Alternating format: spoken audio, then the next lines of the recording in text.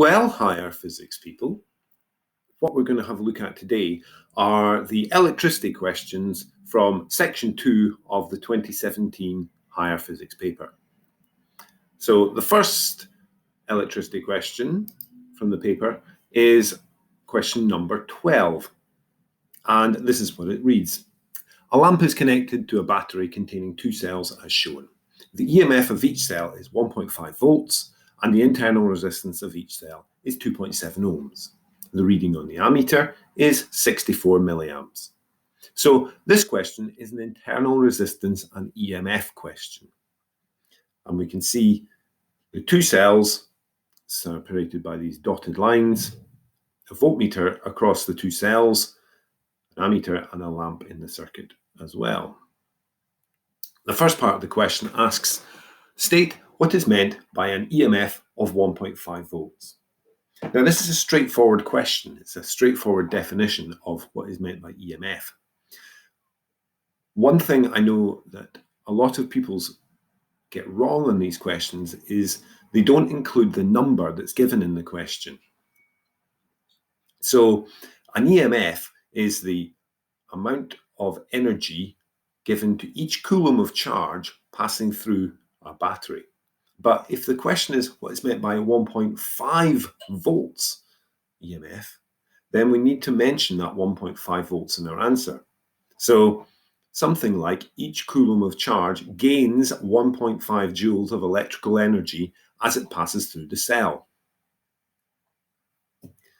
Part B. Show that the lost volts in the battery is 0.35 volts. So, what do we have here? Well, we can see in the question the internal resistance, which is what causes the lost volts. And the internal resistance on each of the two cells is 2.7 ohms. It also tells us in the question that the reading on the ammeter is 64 milliamps.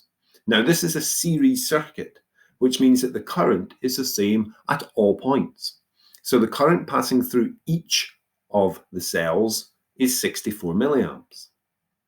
That allows us to work out the lost volts using the formula V equals IR.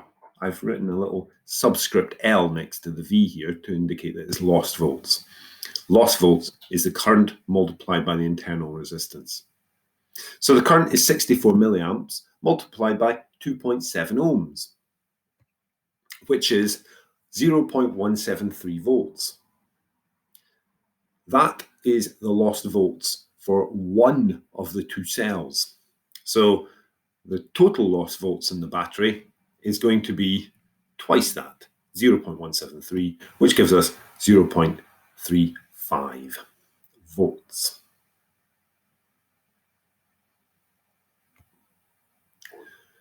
Determine the reading on the voltmeter. Now, the voltmeter is connected across both the cells, across the whole battery. Now, what does the voltmeter actually read? Well, it reads how much energy, or what is the difference in electrical potential energy in the coulombs of charge as they enter compared to when they leave the battery. So it's a little bit like going up and down stairs. The EMF is like the number of stairs that you go up. The lost volts is like the number of stairs that you go down. So a coulomb of charge entering the battery gains 1.5 volts, but then it loses 0.173, but then it gains 1.5 and then loses another 0.173 as it goes through the battery. So it goes up 1.5, down 0.173, up another 1.5, down another 0.173. And therefore, we end up with a terminal potential difference of 1.5 up plus 1.5 up, which is 3, minus our lost volts, 0.35, and that leaves us with 2.7 volts. You'll see I originally answered 2.65 volts. And then I looked at the question and realized that all of the numbers that were given in this question are to two significant figures. So technically, my answer should also be to two significant figures. Calculate the power dissipated in the lamp. Well, now we know that that voltage there is 2.7 volts, the voltage across the terminals. So that is the voltage that is accessible by the lamp. We also know that the ammeter is reading 64 milliamps. So we know the current passing through the lamp.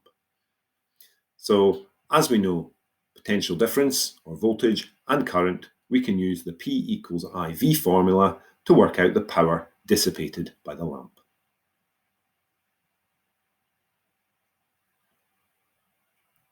Part C.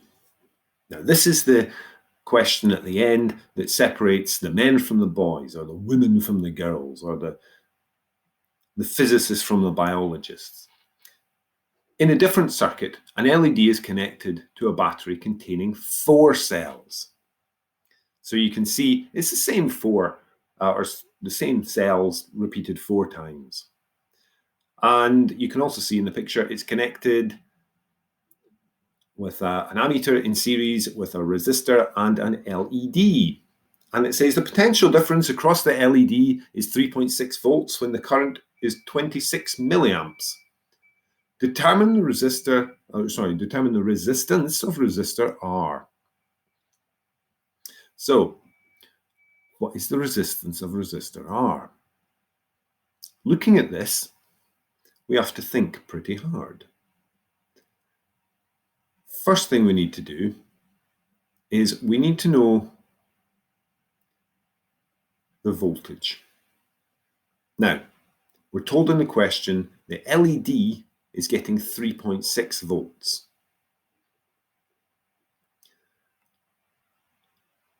Now, there are 4 cells there, each with an EMF of 1.5 volts. So that's a total EMF of 6 volts. But there's going to be some lost volts as well. So not all of those 6 volts are going to be accessible to the circuit. So we need to know how many volts are accessible to the circuit. What is the terminal potential difference? So we also know the current is 26 milliamps.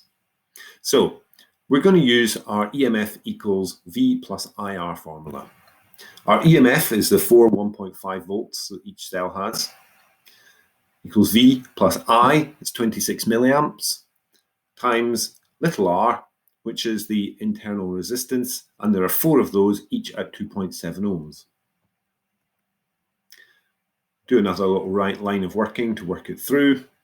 The SQA are never that keen on you putting in that extra line of working. They want a formula, the numbers in the formula, and then the answer. But personally, I've always liked putting in that little line of working, not for the sake of the marker, but for the sake of myself, just so I can be clear in my mind how I'm rearranging this formula to get the final answer. And that's what the final answer turns out to be, 5.72 volts. What that means is there is 5.72 volts available to the circuit. So that whole battery is supplying 5.72 volts into the circuit. Now, 3.6 volts of those are going to the LED, but we're concerned about the resistor. So how much does the resistor get? Well, the resistor is going to get the 5.72 terminal potential difference minus the 3.6 across the LED, which gives us 2.12 volts. 2.12 volts there.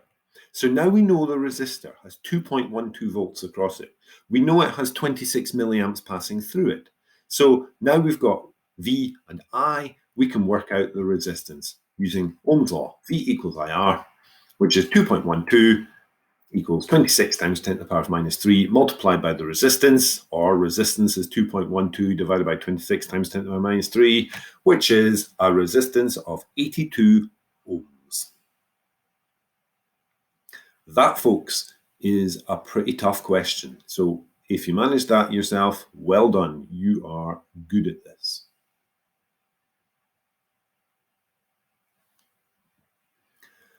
Number 13, a nice straightforward capacitor question after that. So an uncharged 220 microfarad capacitor is connected in a circuit as shown. The 12-volt battery has negligible internal resistance. And as we can see here, we've got a capacitor. It's connected in series with a 6,800 ohm resistor, and then there is a second 6,800 ohm resistor connected in parallel to that first resistor. However, there is a switch there which can connect or disconnect the second resistor. Switch S1 is closed and the capacitor charges in a time of 7.5 seconds. Calculate the initial charging current. Okay, so switch S2 is open at the moment, so that bottom 6,800 ohm resistor is effectively non-existent. It's not really there. The only resistance in the circuit is the 6,800 ohm resistor, and that is what controls the initial charging current. Because initially, as the capacitor starts to charge, the voltage across the capacitor is 0, and the voltage across the resistor is the full supply voltage of 12 volts. So the current can just be found by doing V equals IR. 12 equals I times 6,800, which is 1.8 milliamps. B. Switch S1 is opened. The capacitor is discharged. Switch S2 is now closed and switch S1 is now closed. Explain why the time for the capacitor to fully charge is less than in part A. So let's have a little look at the diagram again. Here it is. And now that switch S2 is closed, we now have two 6,800 ohm resistors in parallel with each other. Now, hopefully, we know that if we connect two resistors in parallel, the total resistance is less than one would be on its own. It's a little bit like adding extra lanes to a motorway. The more lanes there are in the motorway, the more cars that can pass at a time. So the more resistors we connect in parallel, the more current that can flow at a time, because the resistance becomes less. In fact, if you've got two identical resistors in parallel, the total resistance of the two is half as much as one would be on its own. So the total resistance of these two resistors would be 3,400 ohms if you wanted to calculate it. But we don't need to go there. All we need to say is adding the second resistor in parallel decreases the circuit's resistance. That means the current will increase. If more current is flowing, then the capacitor will charge more quickly. It's a little bit like filling your bath and then turning the tap on more. The more you turn the tap on, the quicker the bath fills. The more electrical current that's flowing, the quicker the capacitor fills. Number 14. Solar cells are made by joining N-type and P-type semiconductor materials. A layer is formed at the junction between the materials. A potential difference is produced when photons enter the layer between the P-type and N-type materials. State the name of this effect. One word, photovoltaic. I don't have a crafty way of remembering that, it's just the answer. B. A student carries out an experiment using a solar cell connected to a variable resistor R as shown. A lamp is placed above the solar cell and switched on. The variable resistor is altered and readings of current and voltage are taken. These readings are used to produce the following graph. Solar cells have a maximum power output for a particular irradiance of light. In this experiment, the maximum power output occurs when the voltage is 2.1 volts. Use information from the graph to estimate a value for the maximum power output from the solar cell. So what information can we get from the graph? Well, there's the graph there. And it tells me that the maximum power output occurs when the voltage is 2.1 volts. There. And I can read across to the y-axis of the graph and find that corresponds to a current of 35 milliamps. So I know if the voltage is 2.1 volts, the current flowing is 35 milliamps. If I know a current and a voltage, I can work out the power. P equals IV, which is 35 milliamps, or 35 times 10 to the power of minus 3 amps, times 2.1 volts, which gives me a power of 0.074 watts.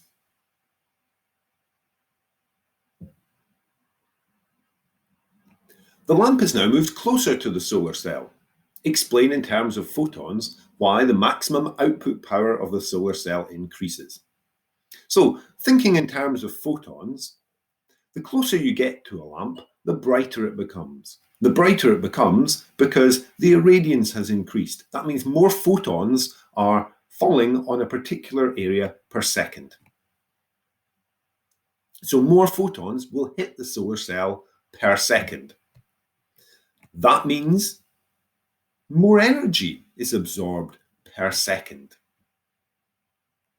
And remember, power is energy per second.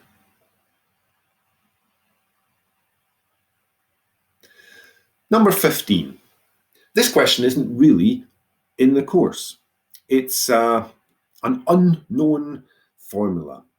And in most higher physics exams, you'll get a question a bit like this. I've lumped it in with electricity because it's kind of technically electricity, but this isn't anything that you would actually need any higher physics knowledge to answer at all. It says a wire of length L and cross-sectional area A is shown. The resistance R of the wire is given by the relationship R equals rho L over A. That curly P thing is the Greek letter rho, by the way. And it says where rho is the resistivity of the wire in ohm meters. The resistivity of aluminium is 2.8 times 10 to the power of minus 8 ohm meters. Calculate the resistance of an aluminium wire of length 0.82 meters and cross-sectional area 4 times 10 to the power of minus 6 square meters. So, going back to that, there's the formula. R equals rho L over A. We know rho, we're told that, the resistivity of the aluminium. We're told the length of the aluminium. We're told the cross-sectional area of the aluminium. So all we need to do is stick those numbers into that formula. R equals rho L over A. And we get a value of 5.7 times 10 to the power of minus 3 ohms.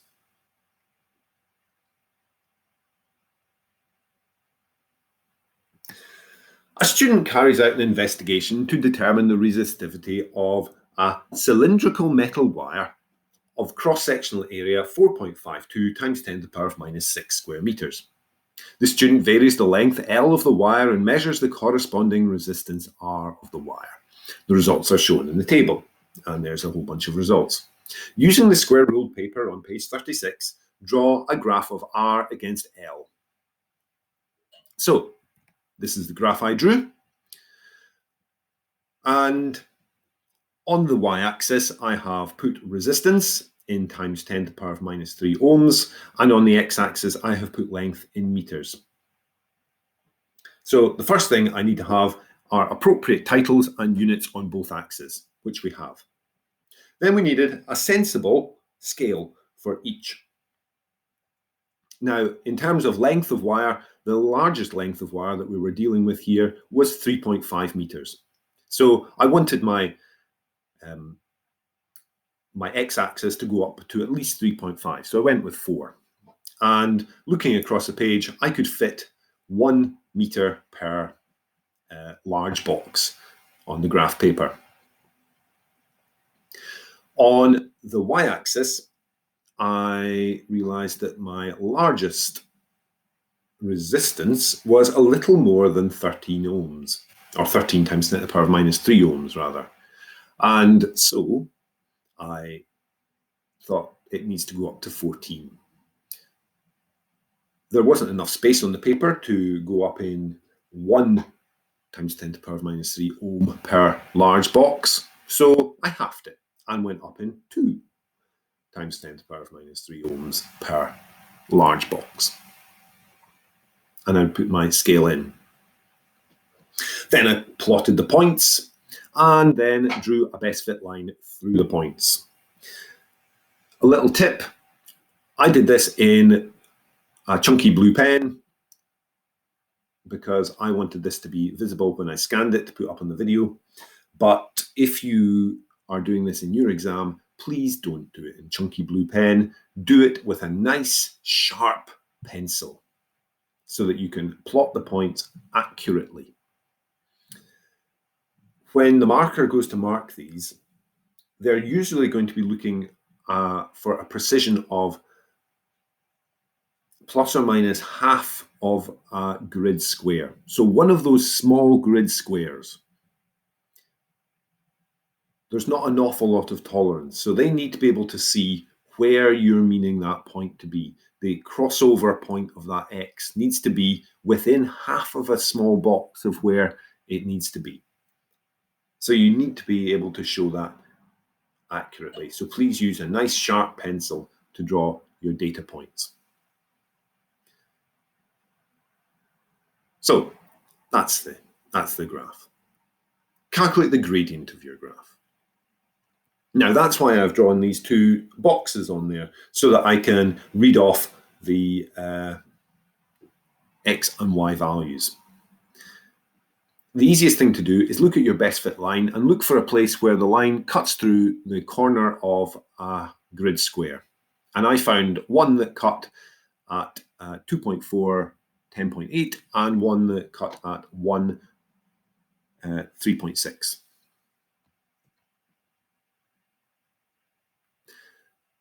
So, gradient.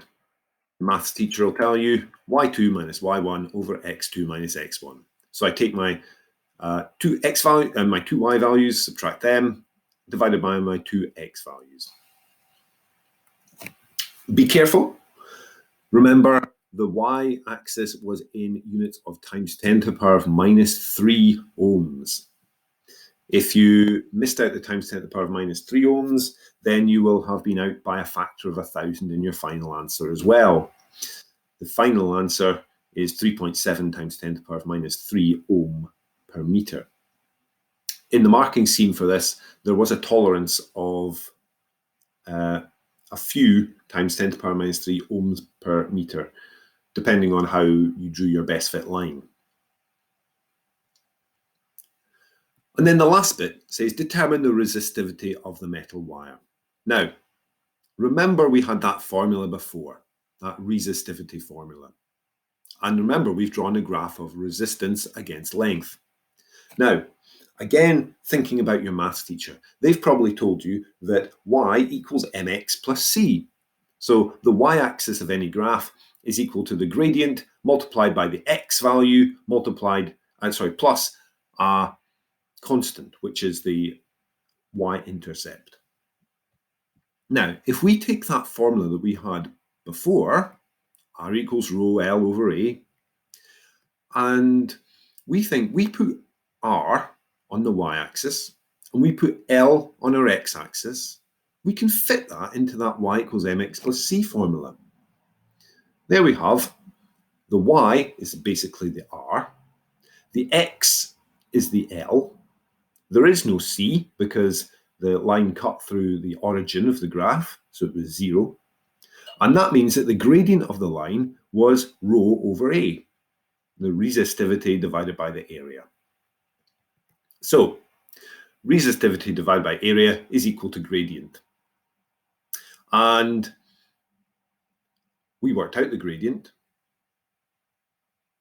So resistivity is going to be the area multiplied by the gradient. The cross-sectional area was 4.52 times 10 to the power of minus 6. The gradient that we calculated was 3.7 times 10 to the power of minus 3. So that gives me a value of 1.7 times 10 to the power of minus 8 ohm meters. And that, folks, is that. Those were the electricity questions from section 2 of the 2017 SQA Higher Physics paper.